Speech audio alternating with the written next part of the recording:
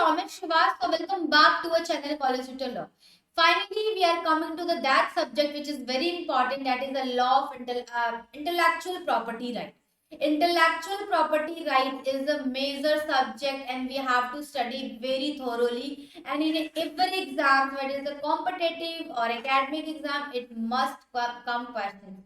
So finally, we are come to that subject. तो पहले हम कॉपीराइट को पढ़ेंगे। कॉपीराइट का कुछ कॉपीराइट जो सब्जेक्ट है, मेरा कॉपीराइट जो लॉ है, उसमें सारी चीजों को तो डील नहीं कर सकते क्योंकि वो सारी चीजें आपको पता भी होंगी, इजीली एक्सेस हो सकती हैं, लेकिन कुछ चीजें मैं बताऊंगी जो कि बहुत इंपॉर्टेंट है, जो हर जगह अवेलेबल नहीं है और जल्दी किसी को समझ में नहीं आता है। जैसे कि आइडिया एक्सप्रेस डाइकॉटमी है copyright law.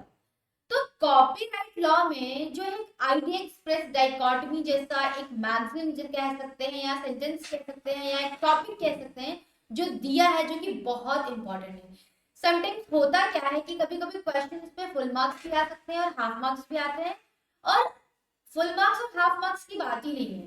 That is the crux of the copyright act, और we can say that it is the crux of intellectual property right. So तो आइडिया एक्सप्रेस डाइकॉटमी ऐसा सब टॉपिक है जो कि आपको समझना बहुत जरूरी है। अगर आप ये चीज नहीं समझोगे तो कॉपीराइट या इंटेलेक्चुअल प्रॉपर्टी राइट समझ ही नहीं सकते। समझ में आ रहा है? तो चलिए आते हैं, लेकिन इसको समझने से पहले हम समझते हैं कि डाइकॉटमी क्या है। Dichotomy is nothing but it's intersect to the two words, two subjects, two things. Dichotomy का यही मतलब होता है। तो आइडिया और एक्सप्रेशन को हम अलग करेंगे, डाइकॉट करेंगे। मतलब idea is a different thing, expression is a different thing. Whether it is a form of idea expression, जो दोनों बहुत पैरेलली साथ चलते हैं।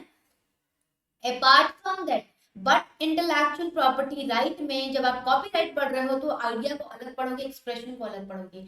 आइडिया को कभी भी ये ना समझना कि idea is a copyrighted. Copyright का तो मतलब सबको समझ में आ रहा होगा। कॉपीराइट क्या है? एक तरह का एक्सक्लूसिव राइट है जो कि मोनोपोली जनरेट कर सकता है। चलिए बेसिक से आते हैं, बेसिक से पहले समझते हैं। Copyright is something which is a bundle of right, we can say also exclusive right.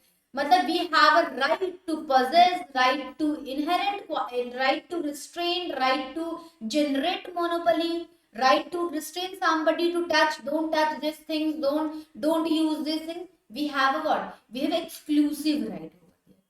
तो जब हम एक्सक्लूसिव राइट की बात कर रहे हैं तो idea and expression is very important. For example, हम इस फोन को बनाना चाहते हैं, that is a Samsung Galaxy A35, ठीक है। तो मैं इसको जब बनाना चाहती हूँ तो मेरे दिमाग में, अगर मैं कोई साइंटिस्ट हूँ, सॉरी साइंटिस्ट नहीं हूँ, मैं कोई आईटी का बच्चा हूँ, मेरे को एक फोन बनाना है, मेरे को गैजेट्स बनाना है, गैजेट्स बनाना चाहिए कि भारत सरकार मुझे मोनोपोली दे, ये दे, वो दे, ये आती है दिमाग में। तो जब हम उसको बनाएंगे तो मेरे पास आइडिया पहले आएगा, फिर हम उस चीज को बना के एक्सप्रेस करेंगे। यू नो द थिंग, दो द आइडिया एंड एक्सप्रेशन साथ चलेंगे। कभी भी एक्सप्रेशन, कभी भी जो एक्सप्रेशन है कभी भी उभर के नहीं आ सकता without ideas. Though they are supplement for each other, but in a copyright होता क्या है कि समटाइम्स हम आइडिया जनरेट कर लेते हैं तो उस चीज को कॉपीराइटेड नहीं मिलती है। कॉपीराइट का मतलब ही है कि कॉपीराइट में आपको क्या एक्सक्लूसिव राइट मिला है। जैसे मान लीजिए मैं कोई बुक पब्लिश की हूँ, तो बुक मैंने बनाया है, बुक मैंने लिखा है, तो मेरे पास वो राइट है कि मैं कहाँ कहाँ उसको सेल करना चाहती हूँ, किस पर्टिकुलर एरिया में करना चाहती हूँ, कितना उसका प्राइस फिक्स करना चाहती हूँ, कितना monopoly gain, that is up to me. वैसे ही अगर मान लीजिए कि कॉपीराइट जैसी चीजें हैं, जैसे कि मान लीजिए किसी को कॉपीराइट, किसी के दिमाग में है कि मेरे को फोन बनाना है और वो किसी से जाके बोल दिया, किसी को बताया कि देखो इस प्रोसेस से मुझे बनाना है, तो वो इंसान फर्दर इंसान बना लेता है। तो someone tell to the another person, or the first person who tells the idea to second person cannot be said that my copyright violation is there, copyright का infringement हो गया। He never said that. Why? Because idea is not protected but expressions are. So that's why we are concepted that idea express dichotomy in a copyright. समझ में आ रहा होगा इस चीज को।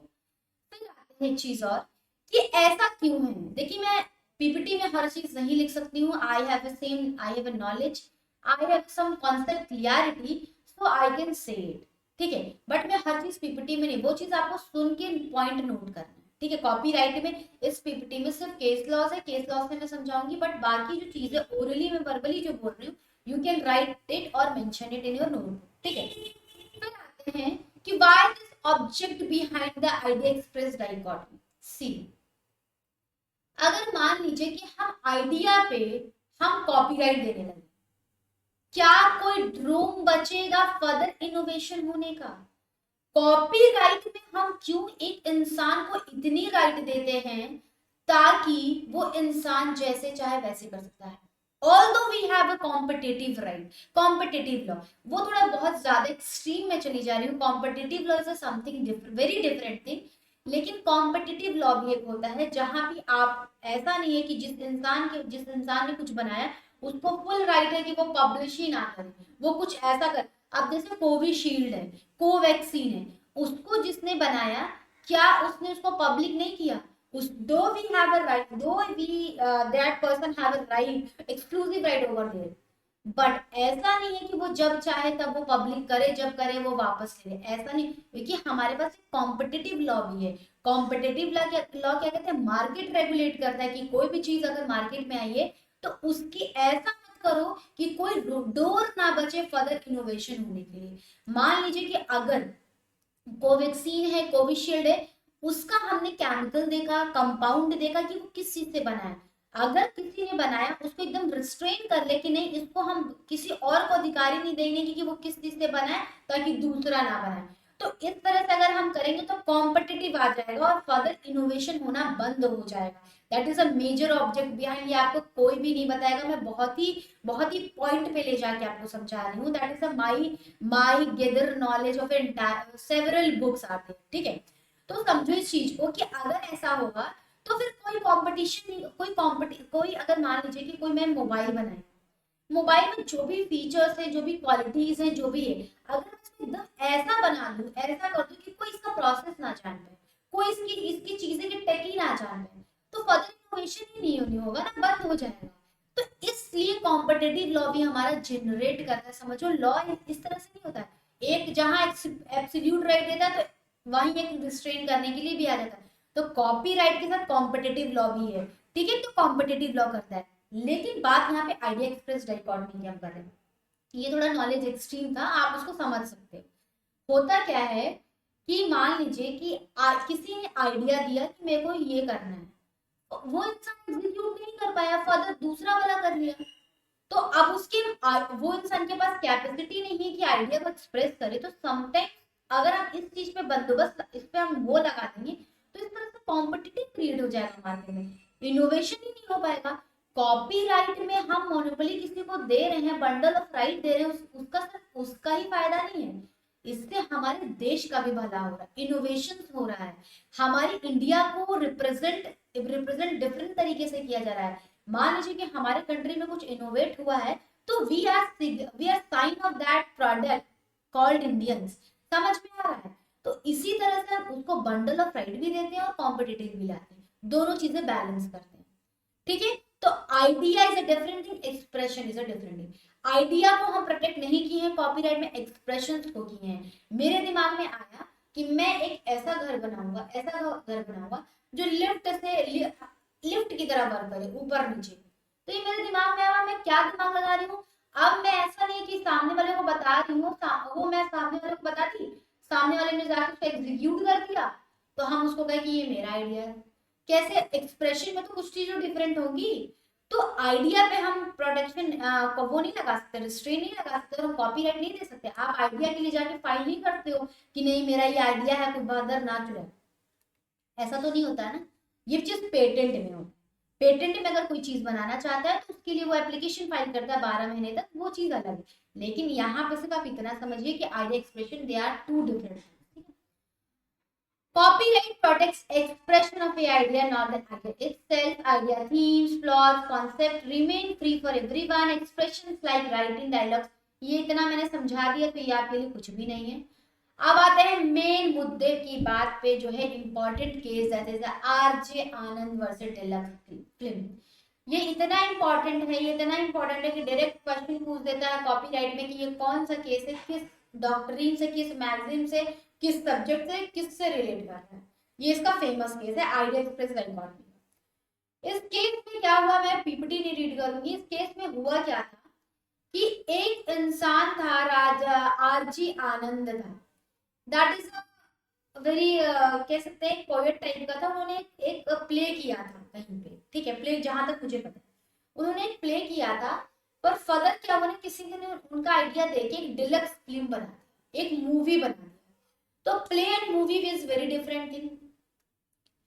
तो इस केस में आरजी आनंद ने क्लेम किया कि मेरे राइट का वायलेशन हुआ है, तो my copyrighted works are infringe. तो सुप्रीम कोर्ट ने कहा कि idea and expressions are two different things. उन्होंने यहीं पे ये आइडिया भी जनरेट किया, इसी मूवी, इसी केस में आया था। कहा कि जो एक्सप्रेशन है, जो मूवी बनी है, that is a different expression, not as it is a play. Play की तरह नहीं है, उसमें थीम्स, प्लॉट, डायलॉग्स, हर चीज चेंज है। आपसे अगर मैं समझिए इस चीज को कि अगर मैंने कोई लव स्टोरी मूवी देखी, सेम बेसिस पे अगर मैंने कोई और मूवी बना दिया, तो सेम, अगर मैं सेम चीजें करूं, उस पर्सन को भी सेम रखूं, सारी चीजों को सेम रखूं, सब चीज प्लॉट, तो वो कॉपीराइट का इन्फ्रिंजमेंट होगा। लेकिन उसने क्या किया था, थीम को सेलेक्ट किया था, बाकी चीजें चेंज की थी। थीम जो सेंस था वो सेम था। तो उस चीज में सुप्रीम कोर्ट ने हेल्ड किया कि ideas are not protected but expressions are. अगर जो भी चीजें प्ले में हुई थी एज इट इज अगर फिल्म में होती तो हम मानते, पर उस चीज पे नहीं करेंगे। ठीक है, इस केस में क्या हुआ था, इस केस में बेसिकली एक हॉर्स ट्रेनर था। हॉर्स ट्रेनर का इंटरव्यू हुआ था और वही एक अलाइड न्यूज़पेपर ने उस चीज को कर दिया था।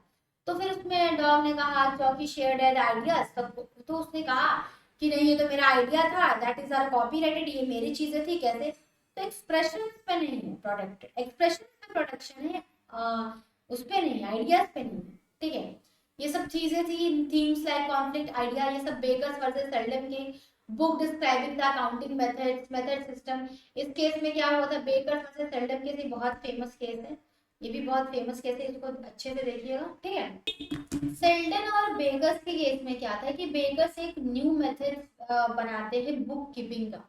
तो सेल्डन उसी चीज को अपनी बुक के लिए अकाउंटिंग में यूज करते हैं, तो बेकर्स कह देते हैं कि मेरा कॉपीराइट। तो कोर्ट इसमें हेल्ड करती है कि methods are not protected but as it is the words are you are written that is protected. तो इस केस में भी यही हुआ कि ideas are not protected but expressions are to be protected. क्योंकि आइडिया था उनका, आइडिया को थोड़ी आप कोई उस तरह का देखेगा तो बुक वैसे ही अपना रखेगा, अपनी चीजें बनाएगा। तो अगर वो चीज वर्ड टू वर्ड कॉपी करे that is to be protected, but ideas are not protected. ठीक है, मान लीजिए कोई रेसिपी बना रहा है, कोई रेसिपी की वीडियो डाल रहा है, सेम वीडियो हम उठा के एज इट इज एकदम सेम वो चीज करें तो दैट इज, लेकिन उसी प्रोसेस को हम सेम चीजें बना के बट डिफरेंट तरीके से मेरा डिफरेंट वीडियो रहता है, तो that is to be, that is not protected ना। समझ में आ रहा है इस चीज को। तो ये आपका खत्म हुआ, फ्री पब्लिक यूज एक्सप्रेशन था, ये चीजें खत्म हुई। अब मिलते हैं नेक्स्ट वीडियो में। Thank you for watching my video.